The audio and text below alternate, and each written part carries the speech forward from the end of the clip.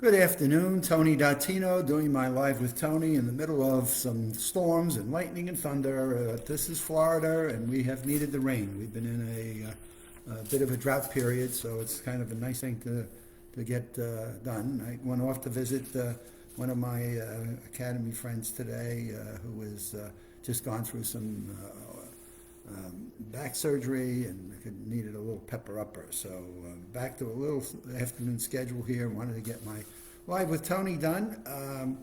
And here it is. It's in the Mind, Mood, Memory magazine article I got, or newsletter I got May 2023. And it talked about the everyday things that we can do that can help us with our memories, or in reverse, the things that we do or don't do that impact on memory. So you can take this one either way. And one of them that we've talked about over and over again, and it's a challenge because it's all about sleeping. If we sleep too much, despite all the studies that have been done about the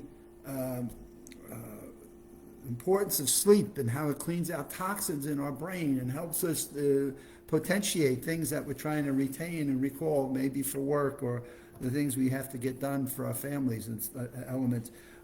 Despite all of the reports on that, there is still a sizable portion of people that have poor sleep challenges. Now, I'm not one to say, my goodness, when you have a lot of things on your mind and your brain is working 24/7, so your brain never shuts off. Those chemicals and those electrical pulses never shut themselves off. And you've got things that are creating anxiety or stress or worry of some sort. Those may be restless nights. You're up, tossing, turning, worried, anxious, wanting to get up and get something fixed, dealt with. What I try over and over again myself is when that's happening, I've learned to get out of bed. 15 minutes, I'm tossing and turning, I'm out of bed. And I'm writing down. What I've learned to do is keep a notepad, right? Keep a notepad. Sometimes it's just 8.5 by 11 paper. I might mind map it out. I may just take a pen and write down a couple of key thoughts. But I will keep writing and writing and writing until my brain says, I don't know what else you want to write about. And so at that point, I normally can find myself going back to sleep and at least catching 5 or 6 hours of rest. The worst thing I see people do is they are going to eventually get tired.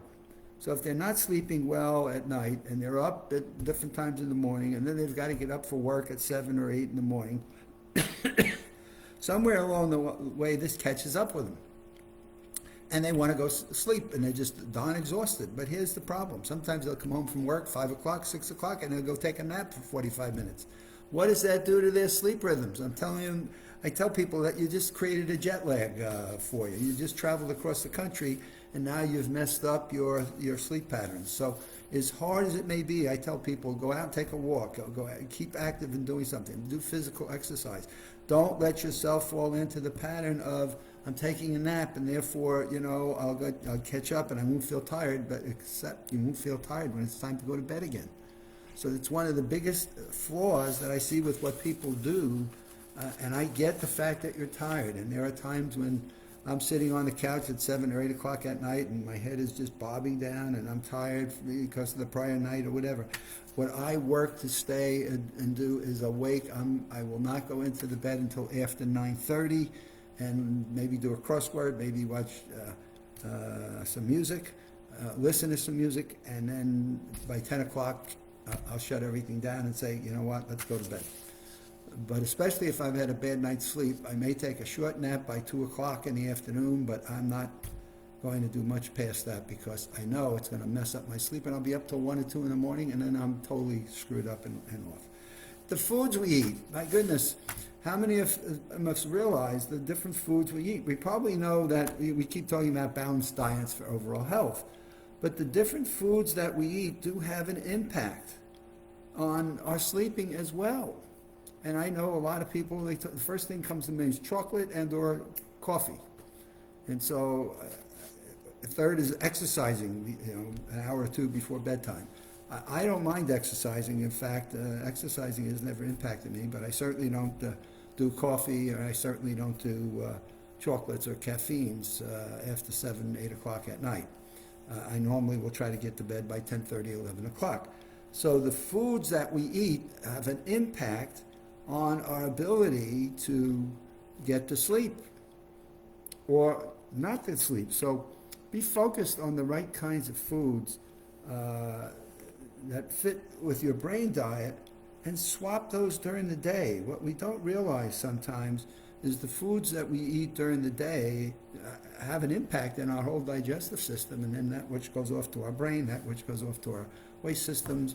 And so the foods that we eat are what goes into our body. And so, and they just all don't get processed out within 24 hours. So what are we eating? Alcohol, God, we could talk about alcohol, limiting alcohol, you know.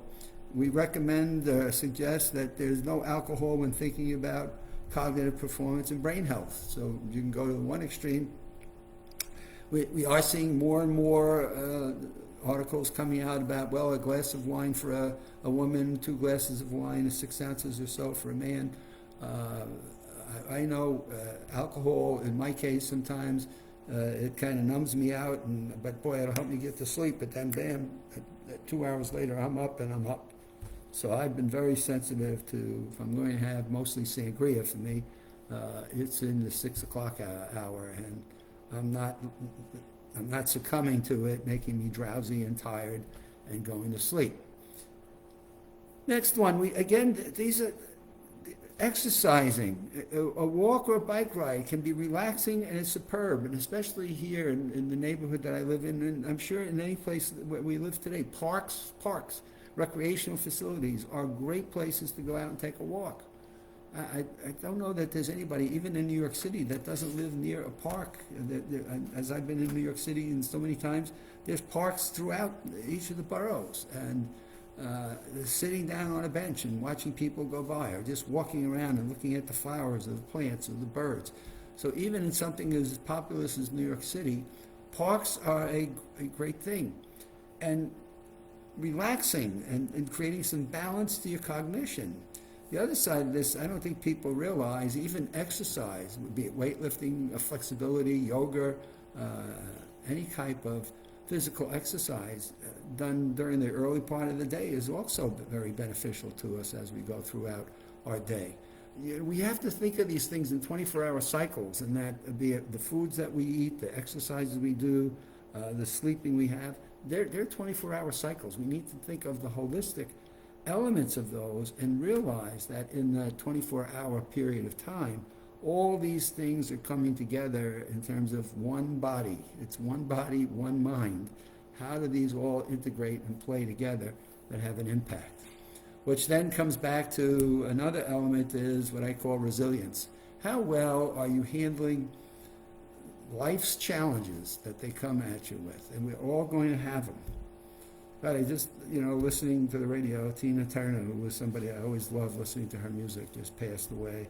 Life is going to throw stuff at us. And how do we handle those life's challenges and deal with the fact that we're all mortal to some level, to a level? I'm not sure that AI or robotics are going to replace our life expectancies, but scientists are working on it.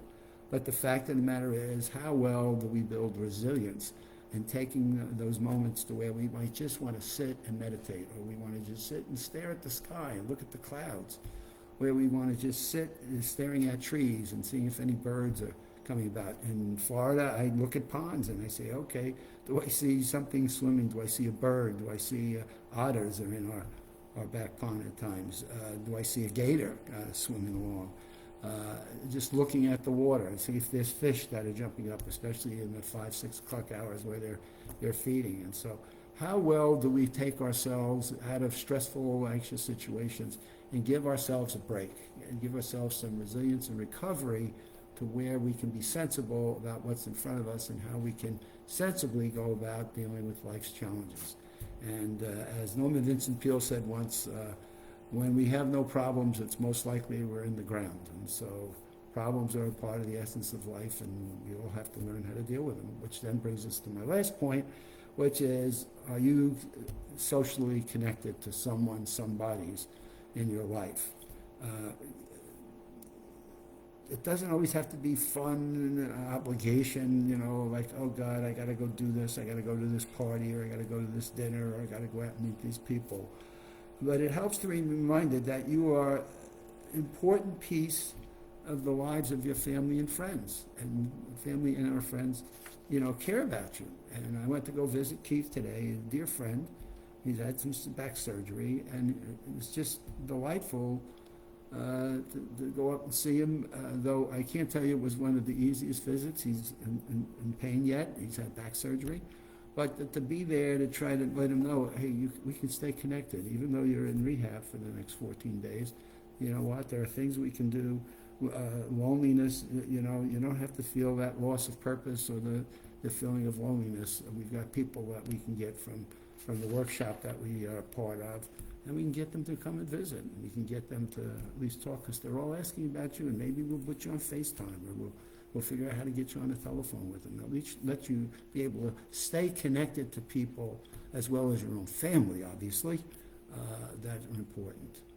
And so I thought this was an excellent article. It's the May issue of Mind, Mood, and Memory. Super, super article on the things that go about us in our lives that we may not always connect to our cognitive fitness, but certainly the research world is continuing to tell us they do.